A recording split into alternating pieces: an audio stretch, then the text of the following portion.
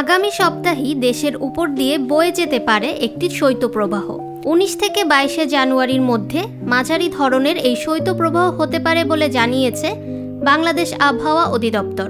অস্থায়ীভাবে আংশিক মেঘলা আকাশ সহ সারা দেশের আবহাওয়া শুষ্ক থাকতে পারে, তবে শেষ রাত থেকে সকাল পর্যন্ত দেশের উত্তরাংশের কোথাও কোথাও মাঝারি থেকে ঘন কুয়াশা পড়তে পারে। এছাড়া দেশের অন্যত্র হালকা থেকে মাঝারি ধরনের কুয়াশা পড়তে পারে। সারা দেশে রাতের তাপমাত্রা সামান্য হ্রাস পেতে পারে এবং দিনের তাপমাত্রা প্রায় অপরিবর্তিত থাকতে পারে। তাপমাত্রা কমতে থাকায় বাড়ছে কুয়াশা, যার দাপট দেখা যাচ্ছে প্রকৃতিতে। এদিকে ঠান্ডা পড়ার সঙ্গে সঙ্গে সারা দেশে বাড়তে শুরু করেছে ডায়রিয়া, নিউমোনিয়া, শ্বাসকষ্ট সহ শীতজনিত রোগের প্রকোপ। এর মধ্যেই বইছে হিমশীতল বাতাস, যার ফলে জনজীবন বেশ বিপর্যস্ত হয়ে পড়েছে। তীব্র এই শীতে দুর্ভোগ বেড়েছে নিম্ন আয়ের মানুষের।